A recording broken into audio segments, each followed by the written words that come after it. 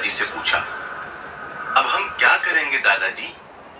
अच्युतचारण ने ध्रुव से कहा, वो गांव और वहां लगी आग दोनों ही साधारण नहीं है ध्रुव, लेकिन हाँ, गांव में जब आग लगी थी तब सभी लोग जलकर राख हो गए थे, सिर्फ एक इंसान को छोड़कर। ध्रुव ने पूछा, कौन दादाजी? अच्युतचारण ने कहा, वहां एक औरत थी जिसका पति गांव का लोकल डॉक्टर था। उसके पति के साथ रहकर वो औरत भी थोड़ा बहुत इलाज करना सीख गई थी। उसका नाम था शायद निर्मला था। ये नाम सुनकर ध्रुव के कान खड़े हो गए। ध्रुव को अचानक यशिका याद आ गई। जब यशिका बीमार थी तब उसने ध्रुव से कहा था कि वो निर्मला काकी से जाकर दवाई ले आए। विभाषा गांव में हुए हादसे को काफी साल बीत चुके थे, लेकिन उसके बाद भी कुछ लोगों के दिमाग में उस हादसे की बहुत पक्की यादें थी। आग लगने के थोड़े समय बाद जब कुछ लोग गांव में आए थे तब उन्होंने निर्मला काकी को वहां देखा और उन्हीं लोगों ने निर्मला काकी को बचाया। ध्रुव ने अच्युतचारण से पूछा, ये निर्मला अब भी जिंदा है क्या? अच्युतचारण ने कहा, मुझे पक्का तो नहीं पता, लेकिन होनी तो चाहिए, क्योंकि वो औरत पूरी तरह जली नहीं थी, लेकिन फिर भी उसकी हालत खराब थी। जब लोगों को वो मिली तो उन्होंने निर्मला को हॉस्पिटल में भर्ती कराया।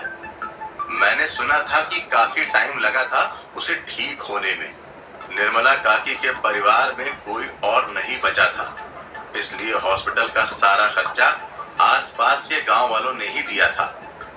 जब निर्मला काकी ठीक हुई उसके बाद वो सरकारी वृद्धाश्रम में रहने लगी। इतने सालों में किसी ने शायद जाकर निर्मला काकी से उनका हाल चाल नहीं पूछा था। किसी को नहीं पता था कि वो कैसी है, लेकिन निर्मला काकी एक अकेली ऐसी इंसान थी जिन्हें विभाषा गांव के हादसे के बारे में कुछ पता हो सकता था। ध्रुव और अच्युतचारण एक बात समझ चुके थे कि गांव में जो भी हुआ वो जरूर किसी बुरी शक्ति का ही काम था, लेकिन कोई भी बुरी शक्ति लोगों में इस तरह भेदभाव नहीं करती। पूरे गांव में आग लगने से सभी लोग जलकर मर चुके थे।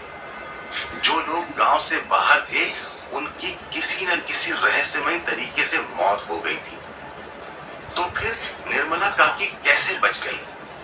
आखिर उस बुरी शक्ति ने निर्मला काकी को क्यों जिंदा छोड़ दिया? निर्मला काकी अब भी जिंदा थी या नहीं ध्रुव को नहीं पता था, और ना ही ध्रुव को निर्मला काकी के जिंदा होने की ज्यादा उम्मीद थी। पर फिर भी ध्रुव निर्मला काकी से मिलना चाहता था।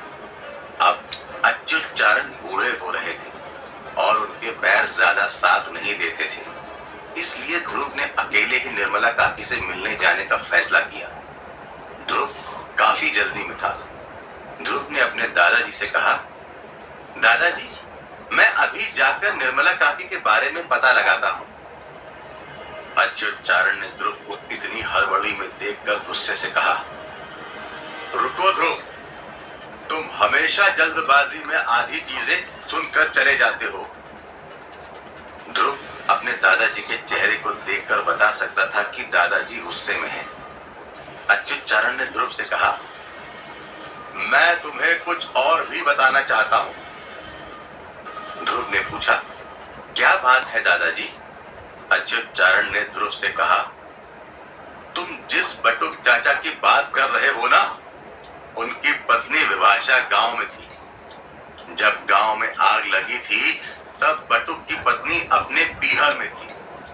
वो भी जलकर मर चुकी थी। जब अपनी पत्नी के गुजर जाने की खबर बटुक को मिली तो बटुक तुरंत विभाषा के लिए निकल गया। बटुक इतनी जल्दी में था कि उसका ट्रैक्टर और बटुक खुद दोनों बीच रास्ते में ही पहाड़ पर लटक गए और उनकी मौत हो गई। ध्रुव के मन में बेचैनी बढ़ती ही जा रही थी। एक के बाद एक ऐसी बातें ध्रुव को पता चल रही थी जो ध्रुव को और ज्यादा कंफ्यूज कर रही थी। ध्रुव ने अच्युतचारण से कहा, ये बात आपने मुझे पहले क्यों नहीं बताई दादाजी? अच्युतचारण ने कहा, तुम हमेशा जल्दी में जो रहते हो, और दूसरा ये कि एक साथ इतने सारे झटके तुम झेल नहीं पाते, इसलिए मैंने तुम्हें सारी बातें अलग अलग बताई।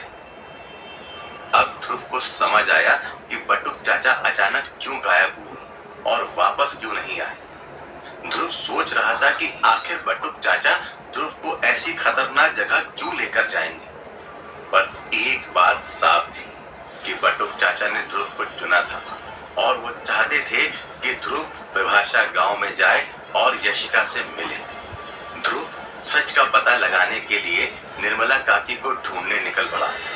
ध्रुव के आसपास के सभी वृद्धाश्रमों में पता किया, लेकिन ध्रुव को निर्मला काकी कहीं नहीं मिली। ध्रुव ने गांव के लोगों से भी निर्मला काकी के बारे में पूछा, लेकिन सभी लोगों ने निर्मला काकी का नाम सुनते ही ध्रुव को भगा दिया और ध्रुव के मुंह पर घर का दरवाजा बंद कर दिया।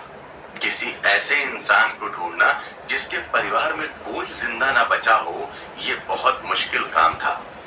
सुबह से शाम होने वाली थी, लेकिन निर्मला काकी के बारे में कुछ भी पता नहीं चला। शाम ढलने लगी थी और अंधेरा बढ़ने लगा था। ध्रुव के पास अब भी वापस अपने गांव जाने के अलावा कोई रास्ता नहीं था। पर जब ध्रुव गांव में आने ही वाला था, तभी ध्रुव को ख्याल आया कि वो दिन में विभाषा गांव गया था। क्या वो रात के समय गांव में जा पाएगा? ये बहुत खतरनाक आइडिया था, लेकिन ध्रुव को शायद अपने सवालों के जवाब मिल सकते थे। पहली बार तो ध्रुव को धोखे से विभाषा में ले जाया गया था, लेकिन अब क्या ध्रुव फिर से अपनी इच्छा से रात के समय गांव में जा पाएगा? ये सब बातें ध्रुव के दिमाग में चल रही थी। ध्रुव ने अपना बैग उतारा और गांव के बाहर एक जगह में छुपा दिया। ध्रुव इस बार बिना किसी तैयारी के विभाषा गांव में जा रहा था, ताकि जो भी बुरी शक्तियां वहां हैं, वो ध्रुव से डरे ना और ध्रुव को वापस आने दे। ध्रुव ने विभाषा की तरफ अपनी बाइक मोड़ी और वो आगे बढ़ने लगा। ध्रुव ने खुद से कहा, अगर इस बार यशिका मुझे मिल गई तो उससे विभाषा में हुए हादसे के बारे में पूछूंगा। ध्रुव आगे बढ़ ही रहा था कि ध्रुव को अचानक अपने फोन पर एक मैसेज आया। ध्रुव ने गाड़ी रोकी और मैसेज देखा। उस मैसेज में लिखा था, मत आओ मेरे पास। ध्रुव के फोन में ये नंबर सेव नहीं था, जिस नंबर से अभी ध्रुव को मैसेज आया था, लेकिन फिर भी ध्रुव को अंदर ही अंदर ये महसूस हो गया था कि ये मैसेज जरूर यशिका ने भेजा है। ध्रुव ने अगले ही पल उस नंबर पर कॉल किया, लेकिन वो नंबर अनअवेलेबल आ रहा था। ध्रुव की जिज्ञासा और बढ़ गई और ध्रुव ने यशिका की बात नहीं मानी। ध्रुव विभाषा गांव चला गया, लेकिन ध्रुव का वहां जाना बेकार ही रहा। ध्रुव को अब भी गांव खंडर ही नजर आया। ध्रुव को लगा था कि शायद इस समय तो ध्रुव को गांव वैसा ही नजर आएगा जैसा पहली बार नजर आया था। रात के वक्त गांव और डरावना लग रहा था, इसलिए ध्रुव ने गाड़ी घुमाई और ध्रुव घर लौट आया। घर पर आकर ध्रुव अपने बेड पर लेटा हुआ था, लेकिन ध्रुव को अब भी यशिका का ख्याल सताए जा रहा था। ध्रुव को नींद नहीं आ रही थी।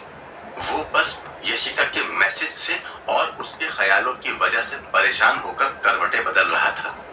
ध्रुव थोड़ी हवा लेने के लिए रूम से बाहर निकला।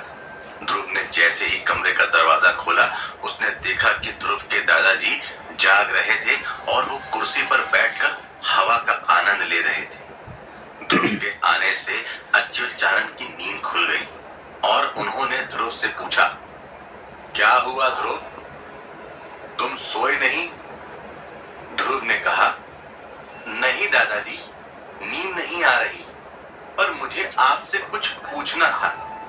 बटुक चाचा ने मुझे ही विभाषा गांव भेजने के लिए क्यों चुना? आपने कहा था ना कि गांव में अब सब कुछ ठीक है, तो फिर मेरे आते ही ऐसी अजीब चीजें क्यों होने लगी? अच्युतचारण ने ध्रुव से कहा, ध्रुव, हर इंसान अपनी किस्मत लिखवा कर आया है। कोई भी इंसान अपनी किस्मत से भाग नहीं सकता। उसे अपनी किस्मत से होने वाली हर चीज का सामना करना ही पड़ता है, फिर चाहे वो अच्छी हो या बुरी। भगवान भगवान ने तुम्हारी किस्मत में विभाषा गांव का रहस्य सुलझाना लिखा है, इसलिए तुम्हें ये करना ही होगा। और वैसे भी अब मैं बूढ़ा हो रहा हूं, अब समय आ चुका है कि ये जिम्मेदारियां मैं तुम्हें दे दूं। ये बात सुनकर ध्रुव थोड़ा सहम गया। ध्रुव जानता था कि वो अभी अपने दादाजी की जगह लेने के काबिल नहीं हुआ है। ध्रुव ने अपने दादाजी से पूछा, मैं विभाषा गांव में फिर से जाना चाहता हूं दादाजी, मैं वहां कैसे जाऊं? अच्युतचारण ने ध्रुव से कहा, तुम्हें बस अपने दिल की सुननी होगी बेटे, तुम अपनी मंजिल तक पहुंच जाओगे। तुम्हारा पिता केशव बहुत समझदार था, वो हमेशा अपने दिल की सुनता था, लेकिन उसके जाने के बाद मैंने काफी सारी बातें समझी हैं। ध्रुव को समझ नहीं आ रहा था कि आखिर अच्युतचारण अचानक से ऐसी बातें क्यों कर रहे थे। अच्युतचारण ने कहा, हमारे परिवार की जिम्मेदारियां बहुत बड़ी हैं ध्रुव, और इन्हें पूरा करने के लिए हमें ईमानदार बनना पड़ता है। लेकिन सबसे ज्यादा जरूरी चीज है अपने साथ ईमानदार रहना। अपने दिल को समझाना बहुत मुश्किल है बेटा, लेकिन जो इंसान अपने दिल को समझ लेता है वो अपनी मंजिल से कभी नहीं भटकता। अच्युतचारण ने ध्रुव के कंधे पर हाथ रखते हुए कहा, अगर हम कभी अपना रास्ता भटक भी जाएं तो हम फिर से शुरुआत कर सकते हैं, पर कुछ गलतियां ऐसी होती हैं जिन्हें सुधारा नहीं जा सकता।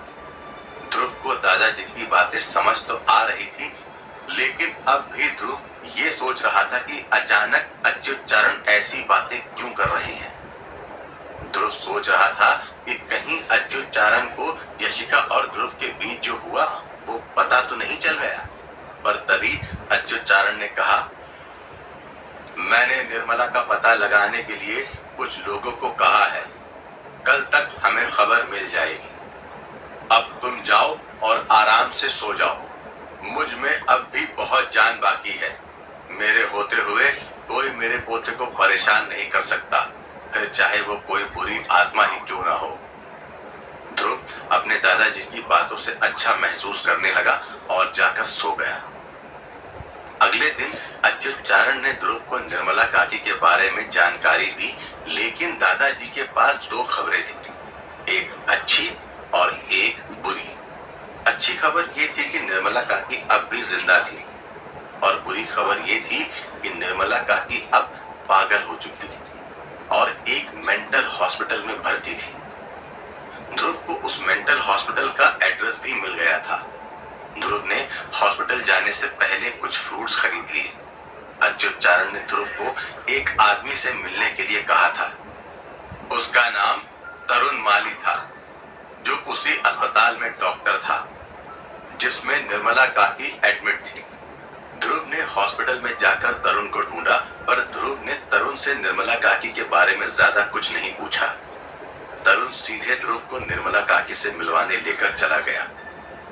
तरुण ने ध्रुव को निर्मला काकी की हालत के बारे में थोड़ा बहुत बता दिया था। ध्रुव ने सुना था कि निर्मला काकी का शरीर जल चुका था। निर्मला काकी को अस्पताल में इमरजेंसी ट्रीटमेंट के लिए लाया गया था। ट्रीटमेंट हो जाने के बाद निर्मला काकी को दूसरे वार्ड में शिफ्ट कर दिया गया था, जहां वो बीमार हो गई, जिसके बाद निर्मला काकी को मेंटल हॉस्पिटल में शिफ्ट कर दिया गया था, जहां वो आज भी रहती है। निर्मला काकी को ट्रीटमेंट के बाद भी उस हादसे के दौरे पड़ते थे। आग लगने की वजह से निर्मला काकी के घर का गैस सिलेंडर फट गया था, जिसके धमाके से निर्मला काकी अपने घर से बाहर जाकर गिरी। धमाका इतना तेज था कि निर्मला काकी की पूरी बॉडी में फ्रैक्चर हो गए थे। आज तक निर्मला काकी उस हादसे से उभर नहीं पाई है। कभी कभी तो वो बहुत खतरनाक बिहेव करती थी। जब ध्रुव ने छोटे से कांच से निर्मला काकी को देखा तो ध्रुव बिल्कुल ही दंग रह गया। जैसा ध्रुव ने निर्मला काकी को विभाषा गांव में देखा था, इस समय निर्मला काकी बिल्कुल वैसी नहीं थी। वो पूरी तरह बदल चुकी थी। क्या निर्मला काकी ध्रुव के सवालों का जवाब दे पाएंगी, या फिर ध्रुव को यहाँ से भी निराश होकर लौटना पड़ेगा? जानने के लिए सुनते रहिए ऐ स्त्री तू कल आना।